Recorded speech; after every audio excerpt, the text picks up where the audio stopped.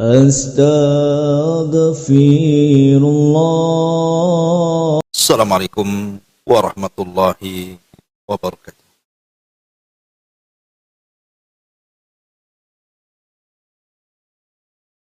Alhamdulillah. Alhamdulillahilladzi bi ni'matihi tatimmus shalihat. Asyhadu an la ilaha illallah wahdahu rabbi la syarika lah. Wa asyhadu anna Muhammadan abduhu wa rasuluhu alladzi la nabiyya ba'dah. Amma ba'du. Alhamdulillah, di pagi ini kita bisa duduk kembali di awal dari tahun 1445 Hijriah, dan kita masih diberikan kesempatan untuk duduk di taman-taman sorga sebagaimana Nabi sallallahu alaihi wasallam mengatakan, "Idza marartum bi riyadil jannati fartau." Kalau kalian lewat di taman-taman sorga, singgahlah di situ. Kemudian sahabat bertanya, "Rasul, taman-taman sorga itu apa?" Maka Rasul mengatakan, halaqah zikir. Artinya orang yang duduk kemudian mempelajari halal dan haram, maka orang yang duduk di situ hakikatnya sedang duduk di taman-taman sorga. Ibu-ibu yang dimuliakan Allah Subhanahu wa taala, kita lanjutkan kajian kita masih membahas 175 jalan menuju sorga karya Naif bin Mamduh Al-Suud, dan kita sudah masuk pada halaman ke-22, masih bicara tentang mengenal sifat-sifat sorga. Sekali lagi saya tekankan bahwa sorga itu kenikmatannya tidak bisa dilihat mata, didengar telinga, bahkan terlintas pun tidak bisa. Saking nikmatnya. Jadi sehebat apapun kita duduk di sini dari pagi sampai sore, dari sore sampai pagi lagi, bahkan boleh jadi mungkin berminggu-minggu, saya mensifatkan sifat sorga, sorga itu tidak bisa disifatkan. Sehebat apapun mensifatkan manusia kepada sorga itu, tetap sorga jauh lebih indah dibandingkan semua manusia yang mensifatkannya. Karena tadi tidak pernah dilihat, tidak pernah didengar, bahkan terlintas pun tidak. Jadi yang dijelaskan oleh para ulama ini bagian kecil saja dari keindahan-keindahan sorga. Bukan seluruhnya, karena tidak bisa disifatkan masalahnya. Baik, yang nomor 9, kita akan mensifatkan tentang sungai sorga. Rasulullah sallallahu alaihi wasallam bersabda di sini, "Al-Kautsaru nahrun fil jannati, hafatahu min dhahabin, majrahu alal yaquti wadh-dhurri, turbatuhu atyab minal miski, wa ma'uhu ahla minal asali, wa ashaddu bayadan minal thalji." Al-Kautsar adalah sebuah sungai yang ada di sorga. Yang kedua, tepinya terbuat dari emas. Aliran airnya di atas berlian dan juga permata. Bahkan debunya lebih wangi dibandingkan minyak misik, dan airnya lebih manis dari madu, dan lebih putih daripada salju. Kemudian juga Rasulullah SAW mengatakan, "Anharul jannati takhruju min tahti tilal atau min tahti jibali miskun. Sungai-sungai sorga itu sumbernya dari bawah tebing-tebing atau dari bawah gunung-gunung minyak misik. Dan Nabi SAW mengatakan, inna fil jannati bahrul ma wa bahrul asal wa bahrul labani wa bahrul khamari thumma tushaqquk al anharu ba'du. Sesungguhnya di dalam sorga itu ada lautan air yang jernih, ada lautan madu, ada lautan susu, ada lautan khamar, kemudian darinya mengalir sungai-sungai. Ma'asyiral muslimat yang dimuliakan Allah Subhanahu wa taala, para ulama menjelaskan bahwa sungai di sorga itu, Bu, itu tidak ada tembok yang mengapit kiri dan kanan. Kalau di dunia ini sungai, kita lihat parit itu, Bu, ya kan, mesti harus dihadang tuh kiri kanannya dengan tembok supaya airnya tidak melimpah keluar. Tapi di sorga itu tidak ada penghalang tuh kiri kanannya, tidak ada dinding. Jadi sungai itu yang mengalir begitu saja dengan tertibnya dan tidak mungkin luber kemana-mana. Dan itu bagian daripada keindahan sorga. Saya pernah lihat YouTube, Bu. Ada orang merancang rumah tuh, kemudian dikelilingi sungai buatan sama orang tuh. Sampai sungai itu ditaruh di bawah rumahnya itu. Padahal mengalir itu karena pompa itu.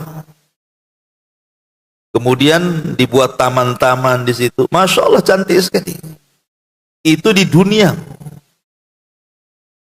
Terkadang kita nyaman dengan suara air terjun gitu ya, dengan sungai yang mengalir. Kita dimanjakan dengan pemandangan seperti itu. Lah di sorga juga Allah tahu kesenangan manusia. Tidak perlu kemudian kita harus ke kampung nengok sungai itu. Di Batam kan susah sangi sungai, kalau laut banyak lah kan itu. Tapi sungai susah di sini. Tapi di sorga itu memang sudah disediakan tamannya, disediakan sungainya. Dan luar biasanya lagi adalah sungai itu bermacam-macam. Makanya di sini Nabi SAW, di sorga itu ada lautan air jernih, ada lautan madu, ada lautan susu, ada lautan khamar.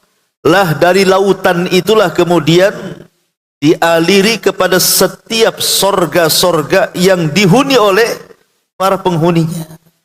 Jadi sumbernya itu dari lautan. Di mana lautannya? Wallahu a'lam. Yang jelas bahwa sungai-sungai yang mengalir ke sorga itu asalnya dari lautan yang ada di atas langit itu. Ya kalau di bumi saja ada lautan, masa di atas tidak? Dan itu kuasa Allah Subhanahu wa ta'ala. Ustaz, bisa nggak berenang? Berenang aja lah, Bu, apa susahnya? Tinggal berenang gitu ya. Berenang di air susu sambil minum, ya kan?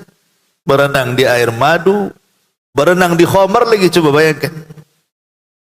Di dunia, Bu, minum khamar itu paling tinggi dia bisa mengeluarkan kata-kata yang tidak baik. Terkadang mencela satu dengan yang lainnya kan. Atau kadang-kadang memukul satu dengan yang lainnya. Terkadang saling membunuh tuh orang minum khamar di dunia itu. Dan paling rendah sakit kepala Bu orang minum khamar itu. Jadi madarat khamar itu kalau kita rinci itu ada 4, Bu. Orang kalau minum khamar paling kecil sakit kepala. Kemudian yang kedua sakit perut. Kemudian yang ketiga terkadang ngomong gak jelas. Namanya orang mabuk, hilang akal kan itu ya. Kemudian yang keempat saling menyakiti biasanya. Itu khamar di dunia. Tapi kalau khamar di sorga tidak. Ibu sambil berenang di sungai khamar kemudian sambil minum gitu ya. Ya nggak ada apa-apa gitu ya. Justru kelezatan yang luar biasa. Makanya kemudian Allah mengatakan wa anharun min khamrin ladzati lisyaribin. Dan khamr itu sangat lezat diminum oleh para peminumnya. Itu khamr di sorga. Kalau khamr di dunia jangan coba-coba.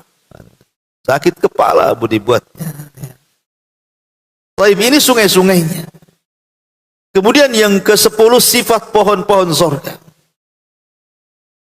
Nabi SAW mengatakan inna fil jannati la syajaratan yasirur raqibu fi dhilliha mi'ata amin la yaqta'uha wa in syi'tum faqra'u wa dhillim mamdud wa ma'in mas'ud. Sesungguhnya dalam sorga, kata Rasul, ada sebuah pohon yang jika seseorang berkendaraan berjalan di bawah naungannya selama 100 tahun, niscaya dia tidak akan selesai melewatinya. Jika kalian ingin membaca, maka bacalah firman Allah Subhanahu wa taala, dan naungan yang terbentang luas dan air yang tercurah. Kemudian Nabi SAW juga mengatakan, inna fil jannati la syajaratan yasirur raqibul jawadal mudammar as-sari'a mi'ata amin ma yaqta'uha. Sesungguhnya dalam sorga itu ada sebuah pohon yang jika seorang penunggang kuda yang terlatih dan cepat berjalan melewati selama 100 tahun, niscaya tidak akan selesai melewatinya. Masyarul muslimat yang dimuliakan Allah Azza wa Jalla. Dalam sebuah hadis ketika Nabi SAW menceritakan tentang keasingan Islam, apa kata Rasul? Bada al-Islam ghariba wa sayaudu ghariba kama bada'a fatuba lil ghuraba. Kemunculan Islam ini pada awalnya asing. Ibarat tidak asing, Bu. Nabi SAW datang di tengah-tengah orang jahiliyah penyembah berhala. Ya asing lah kan begitu. Lah keasingan Islam ini akan terjadi itu nanti di akhir zaman, dan sekarang sudah waktunya bahwa Islam itu sudah dianggap asing. Karena orang-orang yang menjalankan syariat Islam dengan betul-betul menjalankan syariat Islam terkadang dianggap aneh. Ya ibu-ibu yang bercadar ini kan bagi orang-orang awam itu dianggap aneh tuh. Ataupun yang bapak-bapak yang cingkrang mungkin begitu ya, mungkin dianggap aneh itu. Belum mungkin menyampaikan tauhid ataupun menyampaikan sunnah, lebih dianggap aneh lagi, ajaran dari mana ini. Tapi lihat bagaimana Nabi SAW mengatakan fatuba lil ghuraba. Fatuba lil ghuraba. Beruntunglah orang-orang yang asing. Ada yang mentafsirkan tuba itu artinya nama pohon di sorga. Jadi nama pohon di sorga itu namanya tuba. Lah pohon di sorga itu disifatkan oleh Nabi SAW itu naungannya, Bu, atau bayangannya itu tidak terputus dengan kuda balap yang dipacu 100 tahun lamanya. Jangankan pakai kuda, Bu, jalan kaki 100 tahun itu sampai di mana kira-kira? Jangan berhenti loh ya. Anggaplah mungkin Batam ini nggak lewat laut, mungkin disambung-sambungkan dengan pulau tuh, ke jembatan gitu ya. Kemudian kita jalan 100 tahun itu kira-kira sampai mana tuh? Itu jalan kaki, gimana pakai kuda kan begitu. Lah itu naungan pohon itu tidak akan terputus dengan perjalanan 100 tahun itu. Logikanya begini, Bu. Ibu punya rumah, kemudian di depan rumah itu ada pohon mangga. Anggaplah pohon mangga itu rindang banget gitu ya. Kemudian ibu taruh di bawah pohon mangga itu mungkin semacam lesehan gitu. Kan enak, Bu, rasanya siang-siang kita ini duduk di lesehan tersebut, atasnya pohon yang menaungi kita, sambil makan rujak gitu, Ibu ya. Sayur asam, ikan asin, apalah gitu kesukaan ibu di situ. Kan enak, Bu, rasanya gitu. Masalahnya naungan pohon di dunia ini tidak seperti naungan pohon di surga. Kalau matahari masih di atas kepala, boleh jadilah mungkin kita masih dapat bayangannya itu. Sempat matahari tergelincir saja ke arah barat, pandangannya sudah berubah tuh. Bayangannya sudah lewat jadinya kan.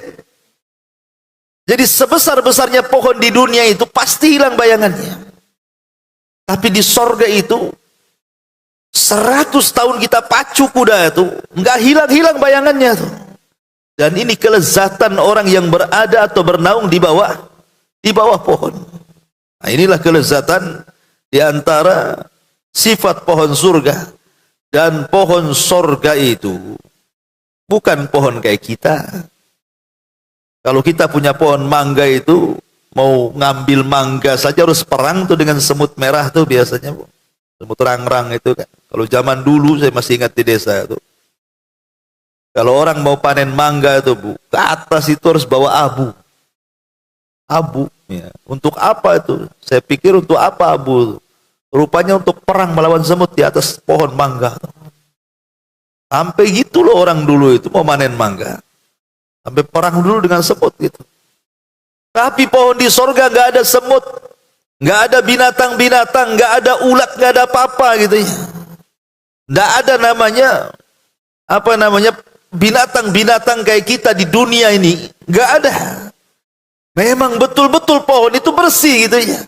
Kemudian batangnya pun bukan kayak pohon kita gitu, batangnya dari emas dan perak. Itu luar biasa, Bu, ya kan? Pohonnya saja batangnya dari emas dan perak gitu. Lah itulah keindahan sorga luar biasa. Kemudian juga yang nomor 11. Sisanya dibaca sendiri, Bu, ya. Sebab kalau dibaca semua dalilnya lama. Makanan dan minuman para penduduk sorga. Nabi SAW mengatakan, ya'kulu ahlul jannah fiha wa yashrabuna wa la yataghawwatuna wa la yamtakhituna wa la yabuluna walakin ta'amuhum dzalika jusha'un qarashil miski yulhamuna tasbiha wal hamda kama tulhamuna nafsa. Para penduduk sorga akan makan dan minum di dalamnya. Di dalam Al-Quran, ketika Allah Subhanahu wa ta'ala bicara soal makan ataupun minum, Bu, Allah Subhanahu wa ta'ala mengatakan, kulu washrabu hani'an bima aslaftum. Makanlah kalian, minumlah kalian. Quran kalau mensifati makan dan minum, ketika mensifati penduduk sorga, Bu, maka Quran tidak membatasi. Artinya makanlah apa yang ada di sorga, minumlah apa yang ada di sorga. Tapi kalau di dunia, Bu, ada batasan. Makanya Allah mengatakan apa? Kulu min thayyibati ma razaqnakum. Makanlah, tapi dari yang kami rizkikan yang halal. Di dunia ini kalau makan ada batasannya, Bu. Harus yang halal, harus yang bagus, tidak memadaratkan. Jangan makan yang hasil curian, jangan makan dari daging yang tidak dibacakan nama-nama Allah, jangan minum khamr, jangan ini. Di dunia ini makan minum saja diatur, Bu. Tidak semua makanan boleh dimakan, tidak semua minuman boleh diminum. Tetapi di surga Allah mengatakan, kulu, makan semuanya, minum semuanya. Bahkan ada sebagian ulama mengatakan, kalau di surga, Bu, kalau makan itu main telan, Bu. Kalau di dunia ini kan main kunyah dulu. Kunyah, apalagi ini kan berisiko kalau sudah tua, gigi sudah goyang, makan pula sate gitu kan. Itu kan susah, Bu. Ya, untuk melembutkannya susah, ujung-ujung ditelan juga kan. Jadi ada sebagian ulama mengatakan di sorga itu tidak main ngunyah, Bu, main telan aja, langsung ke akar rasanya. Gitu ya. Kita kan kalau makan ini kadang-kadang dikunyah dulu sampai lembut baru ditelan, baru terasa gitu enaknya gitu ya. Asinnya ke manisnya atau gurihnya dan begitu seterusnya. Di surga enggak. Makan kemudian langsung merasakan lezatnya. Tidak susah payah. Kita ini mau makan buah saja, kadang-kadang kayak makan buah durian, Bu. Anggaplah kita beli durian, tidak ada alat untuk pembukanya, Bu. Nggak ada alat tuh, tidak ada pisau, tidak ada apa pokoknya. Gimana cara makannya itu?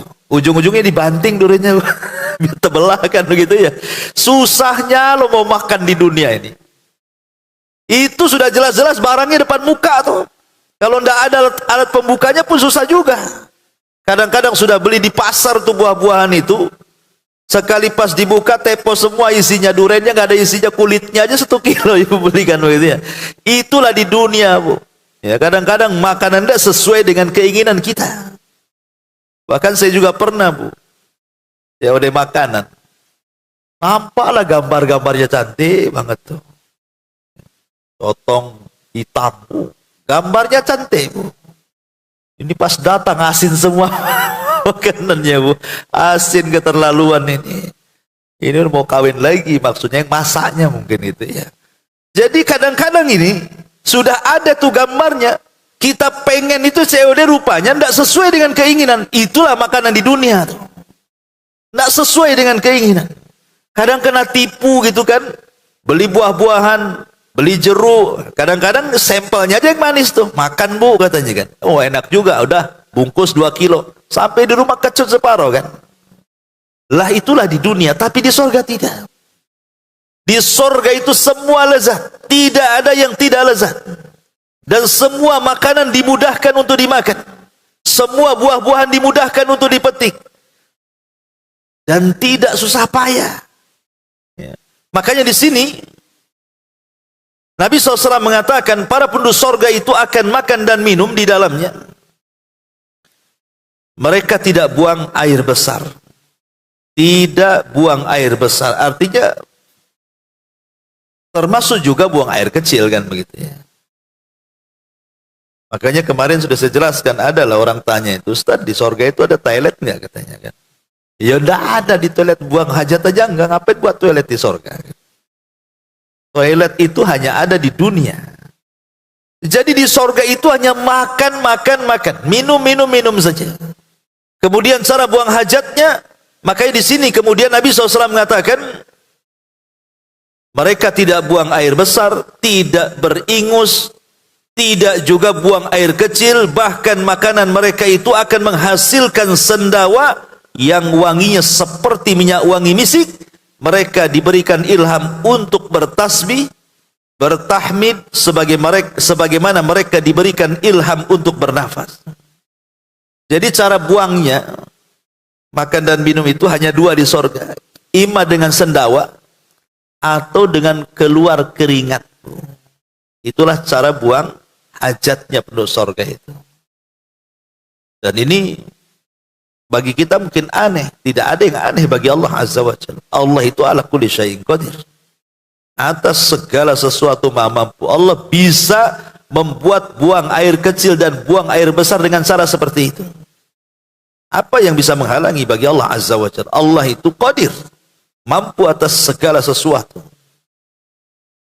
Kemudian dari Abi Umamah radhiyallahu an qala, innar rajula min ahlil jannati la yashtahi syaraba min syarabil jannati fayaji'ul ibriku fayaqa'u fi yadihi fayashrabu thumma ya'udu ila makani.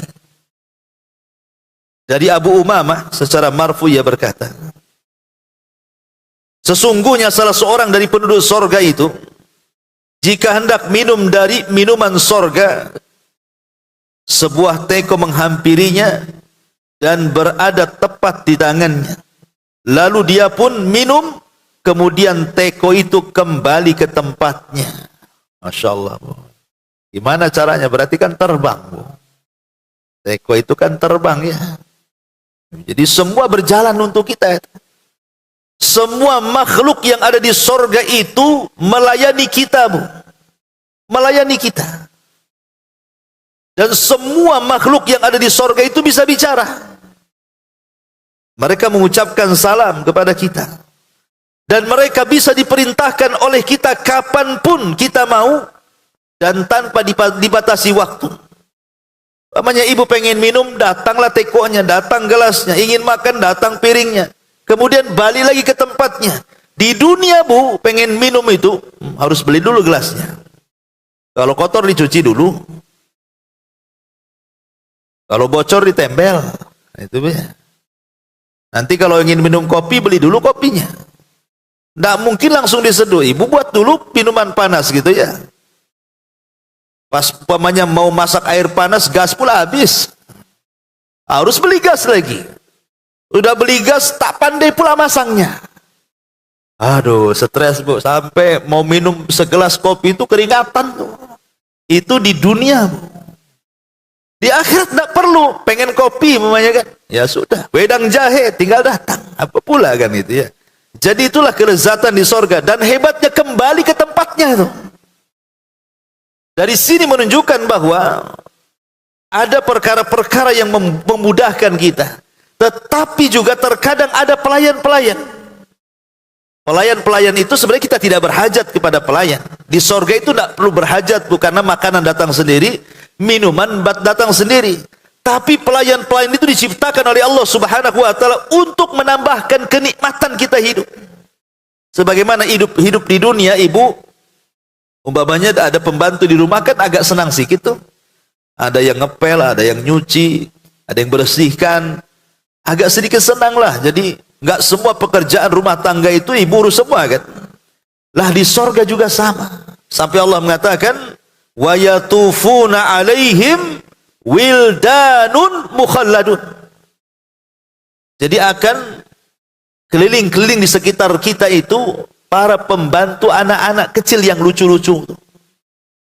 Bahkan ada sebagian ulama mengatakan jumlahnya itu setiap satu orang dikasih 100 pembantu dari anak-anak. Jadi anak-anak itu bawa gelas keliling itu, nawarkan kita minum khamr, madu, susu, air jernih, air apapun gitu ya. Di sorga itu ada, bahkan makanan yang kita tidak terbayang di dunia di sorga ada.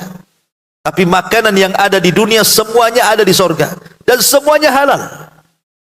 Tidak ada yang haram. Bahkan buah-buahannya tidak bermusim. Semua ada. Itulah enaknya di sorga itu. Di dunia saja kalau kadang-kadang kita mau makan buah itu kan nunggu musim dulu bu.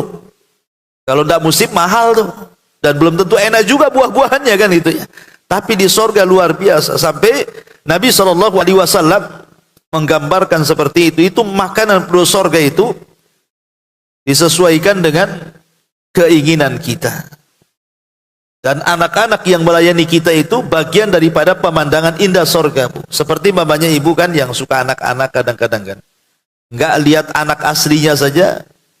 Kalau mamanya lihat, sekarang ada handphone tuh. Ada YouTube, kadang-kadang anak lucu-lucu gitu. Kadang-kadang ada ibu-ibu yang nengok tuh gemes banget tuh. Padahal nggak bisa dicubit, cuman nyubitnya tuh. Kan di handphone tuh kan itu. Saking lucunya gitu ya. Ada anak-anak ganteng lucu gitu di handphone itu, ditengokin sama ibu-ibu sambil cekakak-cekik gitu kan. Artinya bahwa di sorga itu juga kesenangan kita sama. Tapi di sorga ibu nggak hamil. Ya, di sorga itu ibu tidak hamil karena hamil itu bagian daripada keletihan. Ya, di sorga tidak ada keletihan. Karena sudah ada anak-anak kecil banyak. Dan anak-anak itu sampai Allah mengatakan mukhalladun, dikekalkan bu. Dikekalkan itu maksudnya apa? Segitu saja umurnya. Kalau di dunia ini kan anak itu terbatas lucunya bu. Pokoknya 3 tahun masih lucu lah kan itu ya. 4 tahun oke lah, 5 tahun ya. Itu kalau 7 tahun nyebelin tuh bu. Ya. Nanti kalau 15 tahun banyak nyeki aja tuh. Udah kurang ajar kan bu ya. Jadi ada batas orang di dunia ini lucu anak-anak itu ada batasnya. Tapi di sorga lucu terus kan itu. Dan itu disebutkan dalam Quran mukhalladun, dikekalkan seperti itu. Walaupun ulama khilaf tentang apakah anak-anak kecil di sorga itu memang Allah ciptakan di sorga seperti bidadari. Memang Allah ciptakan makhluk sorga. Ataukah dia adalah bayi-bayi yang meninggal dari bayi-bayi orang-orang Islam, sebelum balik dia meninggal, dan kelak anak-anak itu akan dibangkitkan di sorga untuk melayani kita. Ataukah itu anak-anak orang kafir? Anak-anak orang kafir yang mati sebelum balik. Namanya ada orang non muslim, punya bayi baru lahir mati, itu kan belum punya dosa, Bu. Belum mengikuti agama bapaknya kan. Berarti kan masih fitrah tuh. Lah apakah kemudian bayi-bayi ini yang dimaksud dalam ayat tadi? Wallahu alam, semua ada kemungkinan. Bisa saja itu bayi yang memang Allah ciptakan dalam sorga, bisa saja itu bayi-bayi kita yang meninggal sebelum balik, atau bayi-bayinya orang kafir yang belum berdosa kemudian meninggal dunia. Mereka lah akan melayani kita di sorga dengan kelucuan mereka yang luar biasa, ya.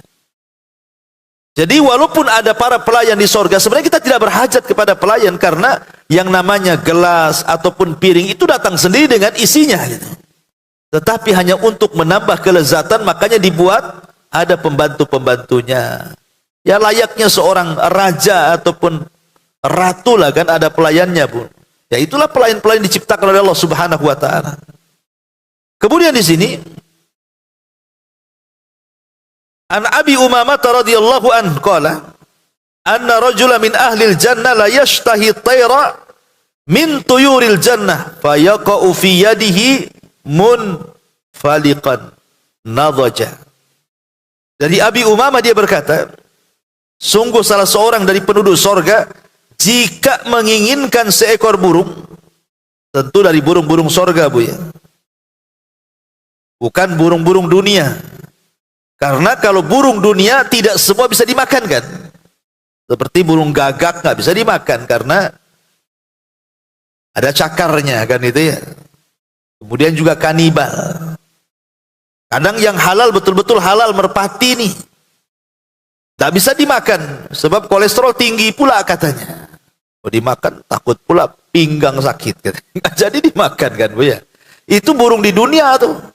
Ya jadi maksud di sini adalah burung-burung di sorga di sini. Kalau burung-burung di sorga ya tentu luar biasa rasanya. Jadi sesungguhnya salah seorang di antara penduduk sorga itu jika menginginkan seekor burung dari burung-burung sorga, maka burung itu akan berada tepat di tangannya dalam keadaan matang dan siap santap. Tuh luar biasa, Bu, ya kan. Ibu baru terlintas pengen lah pecel lele. Tahu-tahu ada lele pula di tangan tuh. Tinggal makan. Aduh, kepengen rawon. Udah ada depan kita rawonnya. Itulah begitu, Bu. Jadi apapun yang kita hayalkan tuh juga ada aja di depan tuh. Itulah enaknya di sorga. Ya. Walaupun sudah seenak ini di sorga, ya banyak pula yang tidak tertarik orang masuk sorga. Kenapa? Buktinya tergesa-gesa di dunia. Allah sudah katakan loh, khomer di sorga itu lezat. Enggak. Masih lezat khamar di dunia, minum khamar di dunia, tergesa-gesa dia. Allah sudah katakan tuh, macam-macam makanan enak di sorga itu, semua halal. Tapi sudah tergesa-gesa kan di dunia, cari pula yang haram. Bahkan ada orang Islam itu justru buat status itu, atau buat vlog di YouTube malah makan babi pula dia kan itu. Bayangkan muslim pula dia. Kan kurang ajar, bukan gitu. Allah sudah sediakan loh di sorga, nanti semua halal boleh. Tapi tergesa-gesa di dunia pula dia makan yang haram. Itulah makanya mereka sebenarnya tidak mau masuk sorga. Makanya ketika Nabi SAW mengatakan setiap umatku pasti masuk sorga, kecuali orang yang enggan masuk sorga. Siapa yang enggan itu bodoh kali, kata para sahabat. Masa orang masuk surga kok enggan gitu ya? Kata Rasul, man ata'ani dakhalal jannah wa man asani faqad aba. Siapapun yang taat kepadaku dipastikan masuk surga, siapa yang enggan dan tidak mau taat kepadaku itulah yang enggan masuk surga. Kemudian yang nomor 12, sifat pakaian penduduk surga dan jubah mereka. Allah Subhanahu wa taala berfirman, ulaika lahum jannatu adnin tajri min tahtihal anhar yuhallawna fiha min asawira min dhahabin wa yalbasuna thiyaban khudran min sundusin wa istabraqin muttaqiina fiha alal araiki ni'mas thawab wa hasunat murtafaqa. Mereka itu adalah orang-orang yang bagi mereka sorga Aden mengalir sungai di bawahnya. Dalam sorga itu mereka dihiasi dengan gelang emas dan mereka memakai pakaian hijau dari sutra halus dan sutra tebal, sedang mereka duduk sambil bersandar di atas dipan-dipan yang indah. Itulah pahala yang sebaik-baiknya dan tempat istirahat yang indah. Coba lihat ayat ini, Bu. Semua penduduk sorga itu difasilitasi dengan perhiasan. Semua itu, badan ibu itu dikasih perhiasan tuh. Jadi ada waktunya ibu akan diberikan perhiasan. Tidak perlu kemudian di dunia ini pamer-pamer perhiasan, habis haji pula pamer perhiasan.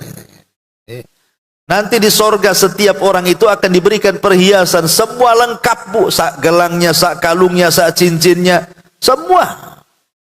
Bahkan akan dipakaikan dari kain sutra. Ada yang mengatakan satu orang itu menggunakan kain sutra itu 70 lapis, Bu. 70 lapis, Bu. Ya ibu kan besar orangnya kan. Ibu tinggi nanti setinggi Nabi Adam kan ibu itu nanti. Ya 30 meter lah tingginya ibu. Jadi yang pendek itu tak usah sedih. Nanti akan ada masanya, Bu, kalau ibu masuk surga tinggi nanti. Tinggi seperti Nabi Adam. Jadi pakainya berlapis juga tuh. Jadi sampai 70 lapis tuh. Lapis pertama, nanti kedua lebih indah lagi, ketiga lebih indah, sampai 70 lapis, Bu. Luar biasa itu. Semua kain sutra yang indah luar biasa. Alaihim thiyabu sundusin wa khudr wa istabrak wa kullu asawira min fiddatin wa saqahum rabbuhum syaraban tahura. Mereka memakai pakaian sutra halus yang berwarna hijau dan sutra tebal, dan dipakaikan kepada mereka gelang terbuat dari perak-perak, dan Rabb memberikan kepada mereka minuman yang sangat-sangat bersih. Jadi sifat pakaiannya, semua pakaian di sorga itu sutra. Sementara sutra di dunia ini kan mahal, mahal sekali kain sutra itu kan. Itu pun kadang-kadang enggak asli gitu ya. Sarung sutra, rupanya enggak dari sutra, mereknya aja sutra. Ya karena memang mahal ya sutra kan. Baik, kemudian yang nomor 13, sifat ranjang-ranjang penduduk sorga dan dipan-dipannya. An Ibni Mas'udin radhiyallahu anhu fi tafsiri qaulihi radhiyallahu an wa batainuha min istabrakin qala laqad akhbartum bil bataini fa kaifa bidh-dhahair. Dari Ibnu Mas'ud dalam mentafsirkan firman Allah, batainuha min istibrak, permadani yang bagian dalamnya dari sutra. Dia berkata, kalian telah dihabarkan tentang bagian dalamnya, bagaimana dengan bagian luarnya? Maka Allah mengatakan, ala sururin maudunatin muttaqiina 'alaiha mutaqabilin. Mereka berada di atas dipan-dipan yang bertahta emas dan juga permata, seraya bertelekan di atasnya dan saling berhadap-hadapan. Dan Allah mengatakan, muttaqiina fiha 'alal araik la yarawna fiha syamsan wala zamharira. Di dalamnya mereka duduk bertelekan di atas dipan, mereka tidak merasakan di dalamnya teriknya matahari dan tidak pula dingin yang sangat. Fiha sururun marfu'ah, di dalamnya ada tahta-tahta yang ditinggikan.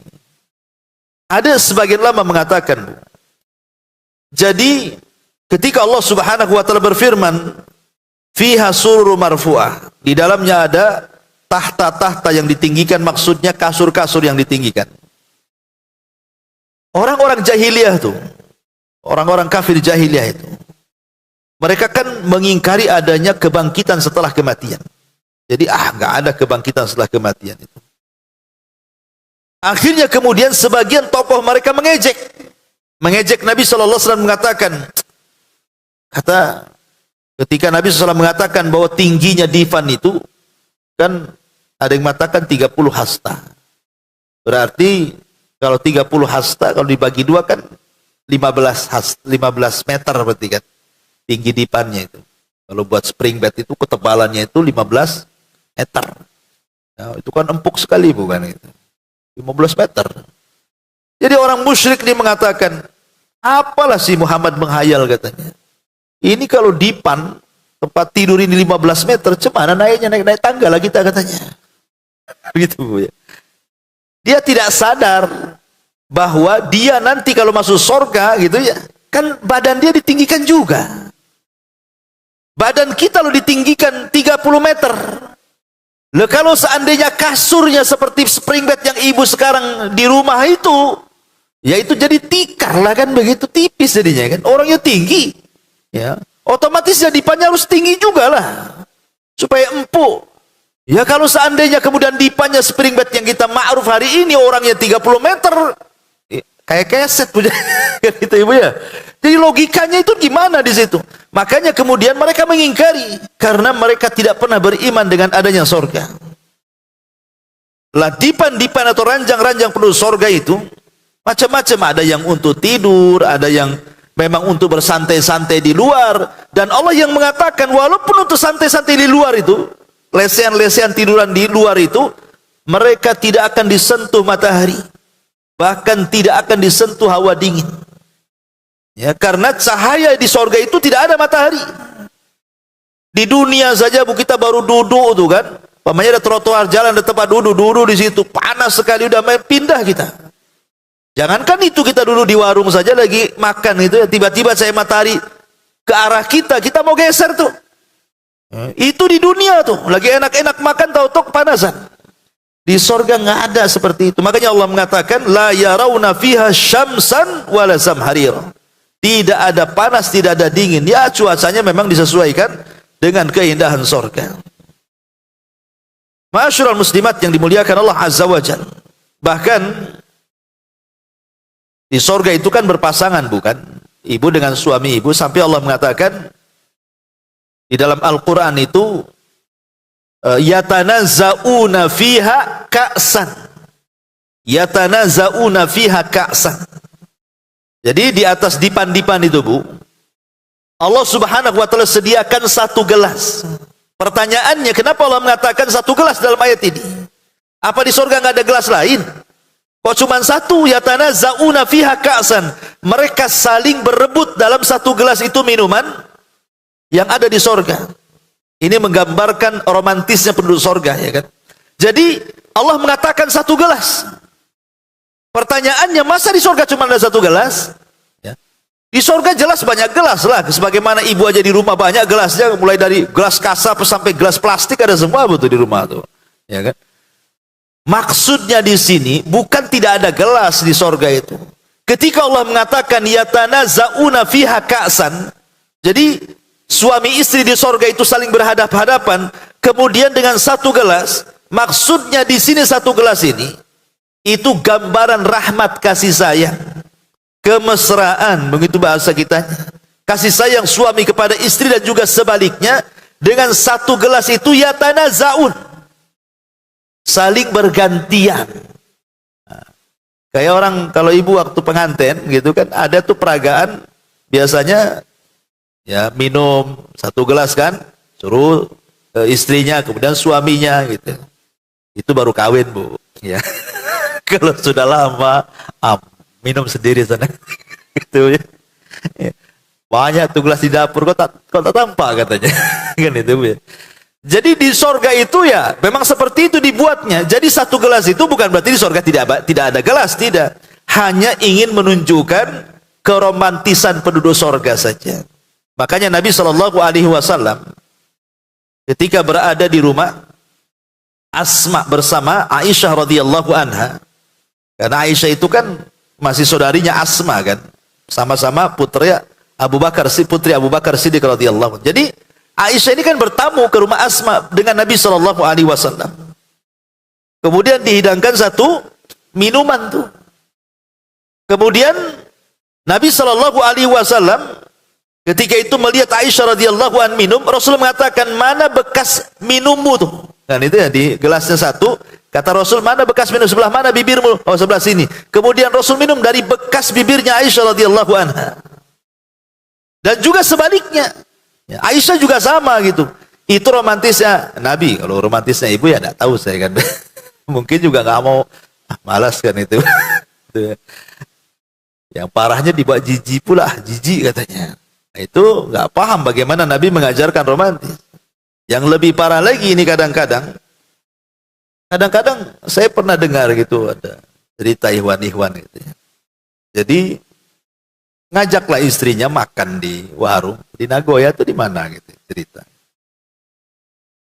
Jadi ketika pesan-pesan lele atau apa gitu dihidangkan, ini kadang-kadang suaminya lagi makan bu, ya, itu lauk istrinya diambil, kan gitu ya. Lalu istrinya diambil, tapi karena istrinya sabar, ya biarin aja. Tapi dalam hati dia anak juga. Kalau sudah pesan sedikit, diambil pula sama suaminya. Itu suami yang tidak perhatian, kadang-kadang seperti itu. Bukannya mesra bu, malah habis pulang di rumah marah-marah. Ya tadi di warung saya nggak sempat marah, malu sama orang warung. Pas di rumah marah-marah tuh, gara-gara lele tuh. Jadi kadang-kadang kita ini seperti itu kehidupan dunia, tapi di sorga tidak. Di sorga itu tidak ada dendam, karena sudah dicabut masalahnya. Apa yang mau jadi dendam? Tidak ada sakit hati, tidak ada apa. Makanya kehidupan rumah tangganya juga di sorga itu memang Allah buat seindah mungkin. Ya. Kemudian masuk pada ciri-ciri penduduk sorga.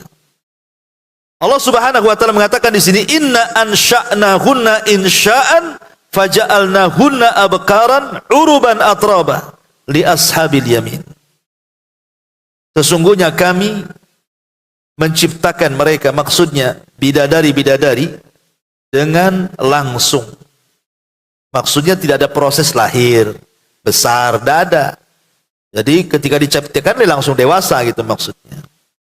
Dan kami jadikan mereka gadis-gadis perawan, penuh cinta lagi sebaya umurnya. Kami ciptakan mereka untuk golongan kanan. Wanita di sorga itu kata para ulama ada 3 macam wanita. Penduduk sorga itu memiliki 3 macam wanita. Yang pertama, ibu sendiri. Kalau Allah takdirkan ibu masuk sorga, maka ibu akan menjadi ratunya di sorga. Jadi wanita-wanita dunia yang masuk sorga. Ini yang pertama.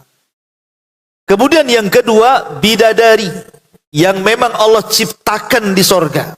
Langsung besar, langsung dewasa. Tidak ada proses kelahiran, kehamilan, tidak ada. Langsung diciptakan oleh Allah Azza wa Jal berbentuk seorang gadis. Kemudian yang ketiga, dayang-dayang. Ya, para pembantu. Yang Allah Subhanahu wa Ta'ala ciptakan untuk melayani bidadari dan melayani ibu. Lah bidadari itu bu, kalau di dunia ini ada sebenarnya mengatakan itu sama dengan budak sahaya lah kalau seandainya. Jadi saya punya istri sah gitu ya, merdeka. Kemudian saya punya budak. Kan budak juga halal saya gauli walaupun tanpa harus dinikahi. Lah posisi ibu itu sama tuh. Jadi ibu itu jadi ratunya, ya bidadari itu semacam budaknya lah kalau di dunia itu. Halal bagi suaminya, tapi tetap suami itu pasti akan cenderung kepada wanita-wanita dunia yang masuk ke dalam sorga dibandingkan bidadari yang ada di sorga itu sendiri. Makanya ketika Ummu Salamah ini kan salah satu istri Nabi SAW ditinggal meninggal oleh suaminya Abu Salamah. Lah padahal Abu Salamah itu suami yang paling dicintai Ummu Salamah, sampai banyak para sahabat bu ketika meninggal Abu Salamah kemudian masa idahnya sudah selesai, dilamar banyak para sahabat, ditolak semuanya. Padahal yang melamar itu udah ganteng-ganteng, kaya-kaya, pinter-pinter bu, ditolak semuanya sama Ummu Salamah tuh bu. Kenapa? Karena bagi dia tidak ada laki-laki yang lebih dicintai daripada Abu Salamah. Itu cinta mati tuh Ummu Salamah. Kalau ibu kan cinta hidup gitu ya. Suami mati, kawin lagi lah kan. Kan itu. Jadi ketika Nabi SAW melamar Ummu Salamah, kan tidak mungkin Ummu Salamah mengatakan Abu Salamah lebih baik daripada Nabi, mustahil. Ya, Nabi lebih baik daripada Abu Salamah. Tapi karena Ummu Salamah ini ingin menolak halus gitu ya, makanya dia cari alasan, Rasul, saya ini anaknya banyak, kecil-kecil. Yang kedua, saya ini sudah tua. Yang ketiga ini saya wanita pecemburu. Mau kamu dengan saya? Katanya Ummu Salamah. Kata Rasul, ya tidak masalah. Anak-anakmu, anak-anakku juga. Kau sudah tua, aku juga sudah tua. Adapun pencemburumu, aku berdoa semoga Allah hilangkan. Ya. Kemudian menikahlah Rasul dengan Ummu Salamah. Lah satu hari Ummu Salamah ini menanyakan kepada Nabi SAW soal wanita-wanita sorga. Beberapa soalan. Salah satunya adalah, Rasul, bagaimana dengan Al-Quran hampir secara keseluruhan itu menceritakan tentang bidadari dan keindahannya. Di mana wanita-wanita dunia yang masuk surga? Ini satu soalannya. Yang kedua soalannya adalah wanita-wanita yang ditinggal mati suaminya. Umpamanya dia nikah 2-3 kali, meninggal semua suaminya. Kemudian ketika masuk surga dan para suami juga masuk surga, wanita ini mengambil suami yang mana? Yang pertamakah, yang keduakah, atau yang ketigakah? Ya, itu pertanyaan Ummu Salamah kepada Nabi SAW. Maka Rasul menjawab, ya, adapun wanita-wanita dunia yang masuk surga, maka kondisi mereka jauh lebih indah dibandingkan bidadari yang ada di surga. Kenapa demikian? Karena wanita-wanita dunia yang masuk surga itu mereka lelah letih masuk surga itu karena ibadah mereka, karena sholat mereka, sedekah mereka, puasa mereka, dan baca Quran, zikir, dan macam-macam ibadah. Akhirnya dengan kelelahan itulah wanita itu masuk surga. Otomatis dia lebih baik dibandingkan bidadari, karena bidadari itu masuk surga memang diciptakan di surga, tanpa lelah letih harus masuk surga. Adapun kalau seandainya wanita ini menikah, kemudian suaminya meninggal, kemudian menikah lagi dengan suami kedua, meninggal lagi, kemudian menikah lagi dengan suami ketiga, meninggal lagi. Nah suami yang keempat nggak mau, takut meninggal dia. Nggak mau lah, itu udah 3 kali kawin mati semua tuh 3-tiganya. Nanti saya pula sasarannya gitu. Jadi akhirnya Allah takdirkan istrinya pula meninggal, karena di zaman Rasul ada namanya Atikah. Di zaman Rasul, di zaman sahabat itu ada namanya Atikah. Atikah itu menikah 3 kali. Dan semuanya meninggal. Ya, semuanya meninggal. Ketika ada yang keempatnya melamar, Atikah tidak mau, takut meninggal lagi. Enggak usah lah, nanti meninggal lagi kamu, katanya. Kan itu ya. Ada di zaman Rasul itu namanya Atikah. Yang menikah 3 kali dan 3-tiganya meninggal suaminya. Lah maksudnya Ummu Salamah ini, kenapa dia bertanya seperti itu coba? Karena Ummu Salamah itu kan cinta dengan suaminya. Tetapi di lain sisi dia sudah menjadi istri Nabi yang lebih baik dibandingkan suaminya.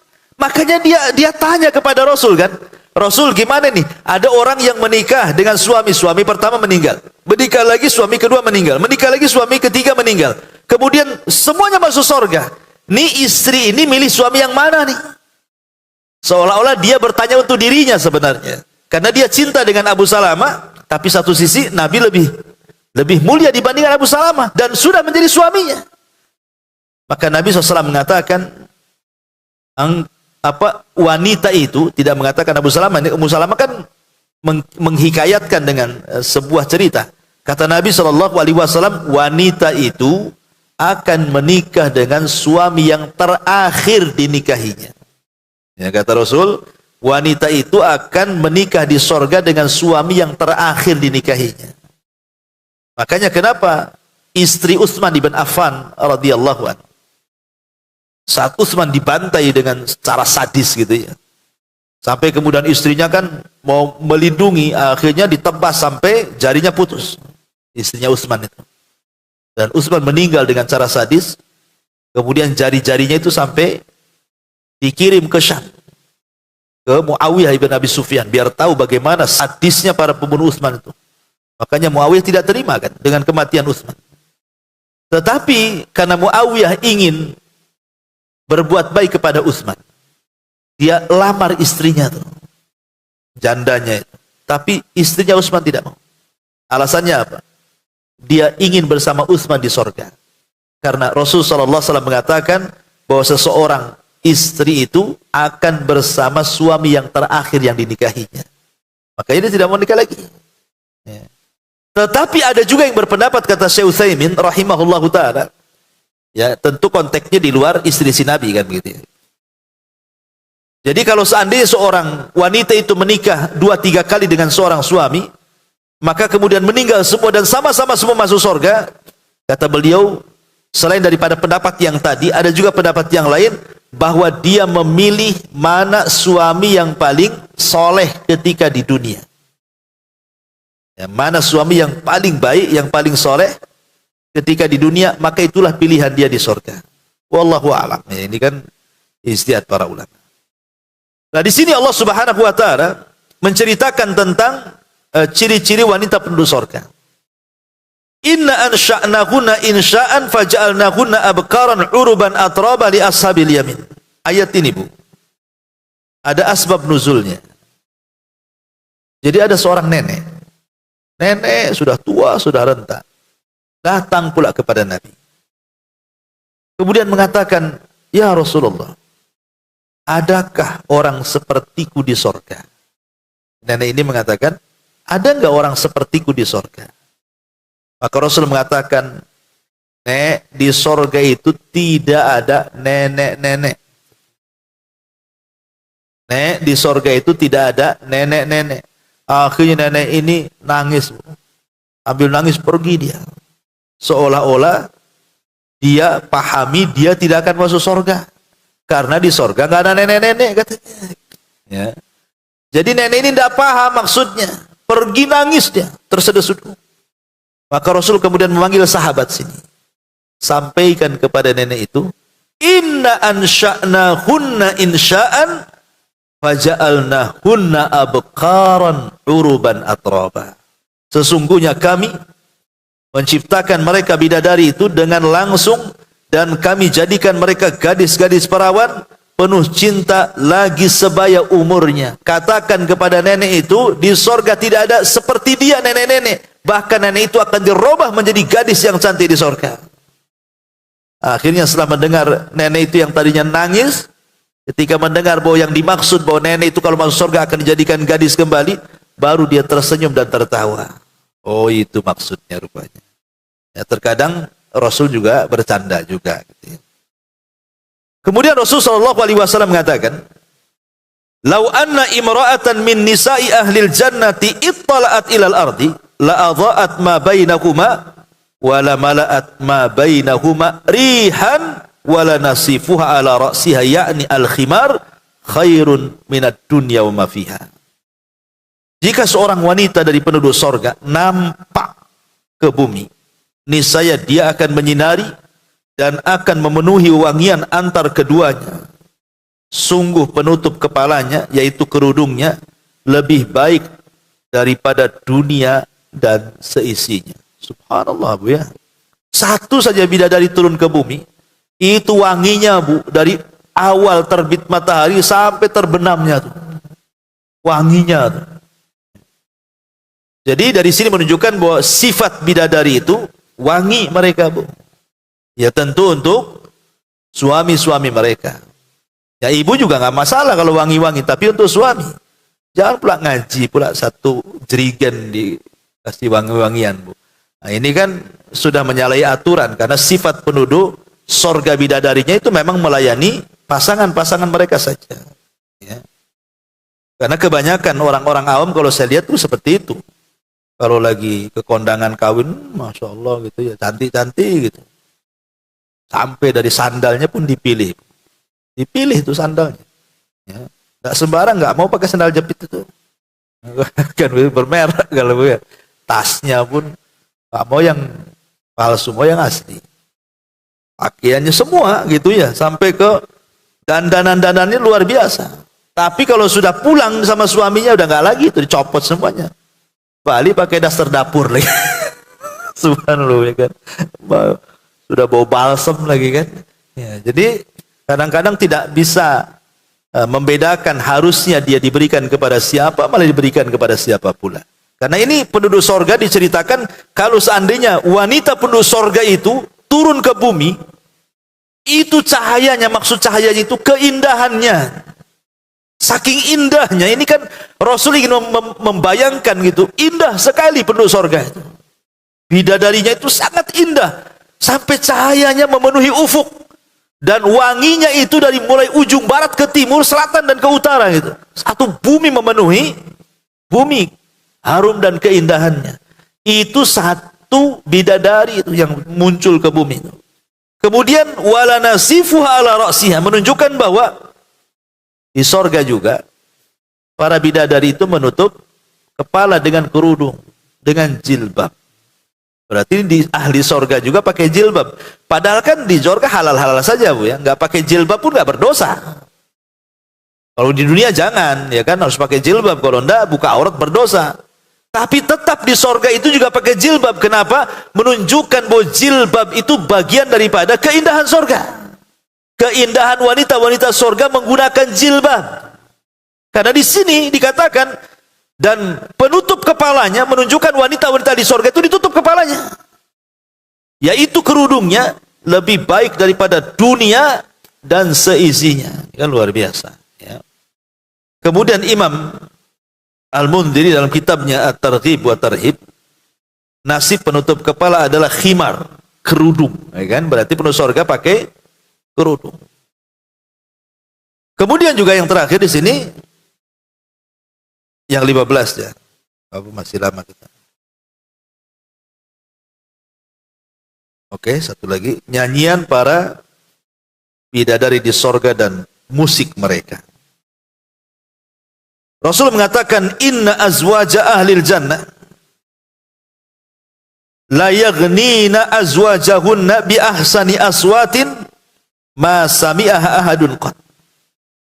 Inna mimma yaghnina bihi nahnul khairatul hisan azwaju qaumi kiramin yang dhurna bi qurrati a'yanin wa inna mimma yughnina bihi nahnul khalidatu fala yamutnahu nahnul aminatu fala yakhfahnahu nahnul mukimatu fala yadhanahu. Sesungguhnya istri-istri para penduduk sorga itu akan bernyanyi untuk suami-suami mereka dengan suara yang sangat merdu, yang tidak pernah didengar oleh seorang pun. Sesungguhnya di antara bait-bait syair mereka adalah, kami adalah wanita-wanita cantik jelita, kami adalah istri-istri kaum yang mulia, yang melihat dengan bola mata yang sangat indah. Kemudian juga di antara bait-bait syairnya adalah, kami adalah wanita-wanita yang kekal abadi, yang tidak akan mati. Kami adalah wanita-wanita yang merasa aman, yang tidak akan merasa takut. Kami adalah wanita-wanita yang menetap, yang tidak akan berpindah tempat.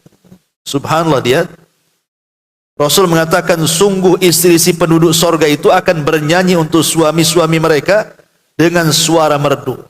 Jadi ibu gak perlu sedih kalau sekarang punya suara grebek, bukan? Ya, nyanyi sendiri di kamar mandi, ibu sendiri yang dengar, yang nyanyi nggak mau tuh, nggak mau dengar suara sendiri kan. Ya. Tapi di sorga semua gitu jadi artis. Kalau di dunia kan artis-artis tertentu saja yang punya nikmat diberikan suara, itu pun tidak disyukuri. Harusnya kalau Allah berikan nikmat suara yang indah kan baca Quran, ya, gunakan baca Quran. Ini enggak untuk nyanyi gitu ya. Akhirnya kemudian Qur'annya dihilangkan, nyanyinya pula ditonjolkan. Lah di sorga itu semua ibu akan jadi penyanyi dan memiliki suara indah. Tidak perlu ada belajar lagi, memang di sorga sudah Allah bentuk seperti itu. Kemudian dijelaskan di sini, suara yang merdu itu tidak pernah didengar lagi kemerduannya, Bu. Saking merdunya. Kadang-kadang dulu mungkin sebagian kita yang masih belum hijrah, mungkin masih awam kan, kadang-kadang tidur itu kalau nggak dengar musik nggak tidur tuh. Ya, dulu masih ingat saya di muda lah, sekarang masih muda juga. Dulu masih anak-anak tuh, masih SMP itu suka tuh dengar apa itu instrumen kitaro tuh, sampai tidur aja dulu tuh kan. Itu kadang-kadang orang biar nyenyak tidur itu sampai kemudian dikasih lantunan-lantunan instrumen lagu kan, Bu, seperti itu. Artinya Allah itu tahu kesukaan manusia seperti apa. Ada orang-orang tidak bisa tidur kecuali dengar lagu. Lah di sorga itu Allah Subhanahu wa taala akan buat juga seperti itu, tapi lebih indah lagi, lebih merdu lagi. Ya. Dan itu hanya diberikan kepada pasangan-pasangannya saja. Dan itu bagian daripada keindahan sorga. Adapun kata-kata seperti ini kan bagian daripada bait-bait syair gitu ya. Wallahu alam. Kemudian An Abi Hurairah radhiyallahu anhu qala inna fil jannati nahran tulal jannah hafatahul al-adhari qiyamun mutaqabilatun yaghnina bi ahsani aswatin yasmauha al-khalaiqu hatta ma yarawna anna fil jannati ladzatun misluha qulna ya Aba Hurairah wa ma dzakal ghina qala insyaallah at-tasbiha wat tahmida wat taqdisa wa thanaa ala rabb. Dari Abu Hurairah radhiyallahu anhu secara marfu, dia berkata, sesungguhnya di dalam sorga itu ada sebuah sungai sepanjang sorga. Kemudian tepinya adalah gadis-gadis belia yang berdiri saling berhadap-hadapan. Mereka bernyanyi dengan suara yang sangat merdu yang didengar oleh seluruh makhluk, hingga mereka tidak mengira bahwa di surga ada kenikmatan yang sama dengannya. Kami bertanya, wahai Abu Hurairah, apakah nyanyian itu? Maka Rasul mengatakan, insyaallah nyanyian itu adalah tasbih, mengucapkan tasbih, tahmid, pujian-pujian, takdis, pembersihan-pembersihan Allah, dan juga pujian-pujian kepada Allah Subhanahu wa taala. Artinya semua nyanyian di sorga itu tidak ada yang sia-sia. Semuanya isinya adalah berzikir, bertasbih, bertahmid, dan juga bertakdis kepada Allah Subhanahu wa taala. Wallahu a'lam. Ya, sampai di sini. Baik, sebelum saya tutup, kalau ada yang bertanya, silakan.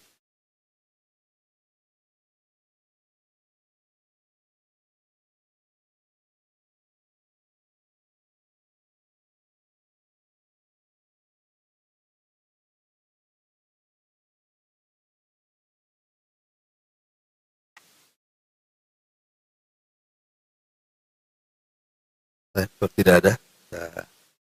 Subhanakallah bihamdika asyhadu an la ilaha illa anta astaghfiruka wa atubu ilaik.